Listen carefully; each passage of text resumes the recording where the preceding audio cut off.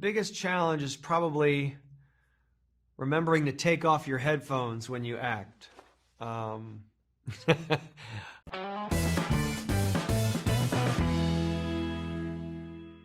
What do you think needs to be in a good horror movie? Well, it has to be scary, or I guess you can't call it a horror movie. Mind you, I think there's lots of different types of scares.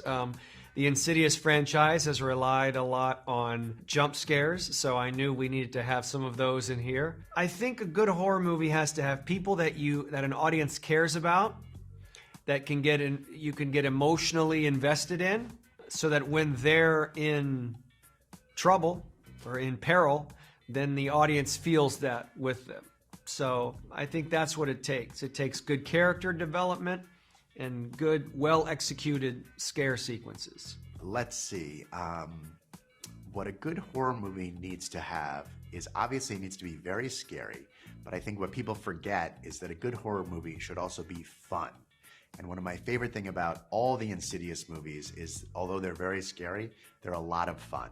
And there are horror movies that are just straight serious scares, but I never like those as much as ones that are also fun and funny. And when you laugh in a horror movie, the scare that comes after the laugh is always more effective because you're relaxed when you're laughing, and then the scare is always scarier. A good story, first and foremost, no matter what, you still have to have a story that people want to involve themselves with.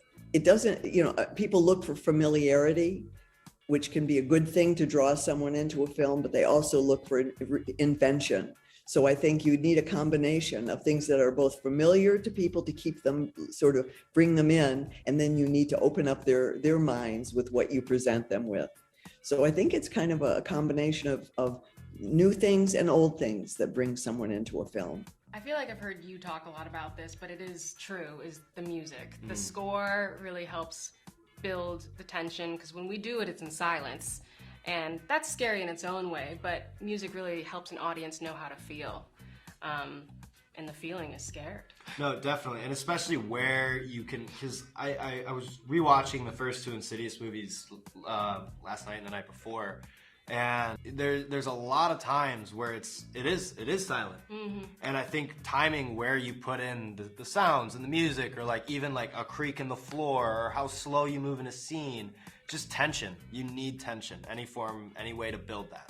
What is the biggest challenge of directing and starring in a movie like that? The biggest challenge is probably remembering to take off your headphones when you act. And understanding that giving yourself as many options as you can in the editing room. Honestly, that's the biggest challenge, is making sure that you don't just hurry through your acting moments to get to someone else's. Make sure that you have the pieces that you need. That's the biggest challenge. Can you tell me a little bit about your experience with horror movies? Like your favorite scary movie, your favorite franchise? Yeah, sure. My favorite director of some horror thriller genre movies is Hitchcock. I think he was the best at creating tension and making you feel uncomfortable while you were watching a movie. And if we have like one mascot for the company, I would say it's definitely Hitchcock. And my favorite franchise, I don't know if I have I mean, Paranormal Activity is certainly one of my favorites because the company started from Paranormal Activity, but they were very hard movies to make, so they weren't particularly fun. The Purge is a great franchise that's still going, and Insidious is a great franchise that's still going. So I don't know if I have a favorite, but Halloween was a great franchise. Hopefully we'll have a franchise with the Invisible Man. We'll make another Invisible Man movie. So I don't know if I have a favorite, but I do like balancing. The Blumhouse, about half of our movies are franchise movies and half of our movies are originals. And I like going back and forth. You use kind of two different parts of your brain in those two different things, and I like going back and forth. I can't say my favorite franchise because I'm in two pretty good ones. So outside of my own franchise, what's my favorite franchise? Boy, I don't know. I'm not a big, my son is the one who will go see every single Scream movie, every Halloween movie, every Friday the 13th movie. I don't usually operate like that. For me, a movie has to both appeal as a horror film, but also surpass the genre, right? So for me, the horror movies that usually stick with me over a long period of time are ones like Silence of the Lambs or Jaws or The Shining or Poltergeist. Those were movies to me that, because they reached a much wider audience. I do love horror movies, and I've seen tons of them. I love old Italian horror. For me, that's was a big influence on me on this film. But usually the ones that stick with me, that I'll watch over and over, are ones that aren't reliant on just scares and blood and guts and that kind of movies. Those usually don't work with me. The first horror film I was really in was Nightmare on Elm Street, and I play a teacher, so I've actually never been, I think I've really been bludgeoned to death or had anything terrible happen to me in any of the horror films I've been in. A good story for me is a good story, and it doesn't have to have a specific genre. But after Nightmare on Elm Street and Robert Englund's brilliant Freddy Krueger that we all, fell in love with, the love to hate, as they say, it was very fun. It's very fun to do something that has special effects to it, where makeup is involved, where you're transforming your face into a scary place. Acting in general is really exciting for those reasons. It's child's play at the highest point, basically.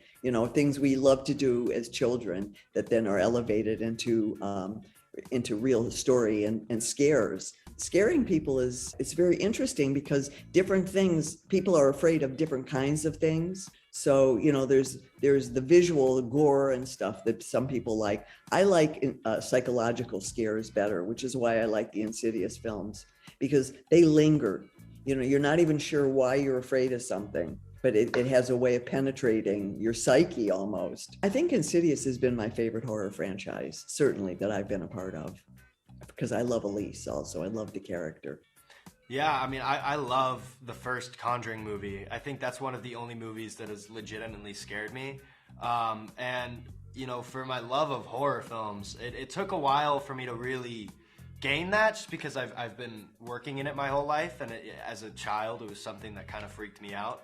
But over time I was able to really find the beauty in it and what I love about it. So I love going to the movies to see horror. Yeah, I'm a huge horror fan, have been for a while now. And some of the movies that I remember watching when I was younger that really shook me to my core, The Ring, which I just thought, like, her hair in front of her face was so eerie. And then It, I love It. And it was just so psychologically scary, and I watched it as a kid, and all horror movies target children. So it was, it made me feel scared, which also made me want to watch it again. If you could pick just one favorite genre, which one would it be? Gore, assassins, stalking, or demons, ghosts, supernatural, or psychological horror? Demons, ghosts, supernatural. That's my favorite. What do you think makes this movie different from the others?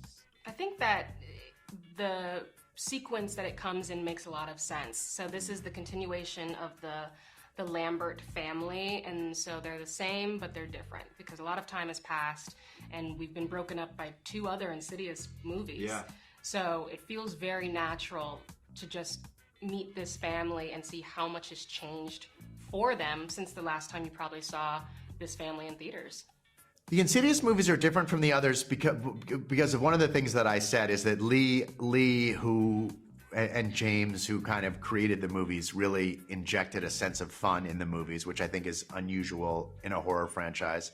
I think the characters, Ty and Patrick and Rose and Lynn and kind of the key characters, they haven't been in all the movies, but they've been in some of the movies. And I think the connection that the audience has with those characters is very unique. But most of all, I think the reason the movies work is because they're scary. Hello, great Blumhouse Insidious fans in Brazil.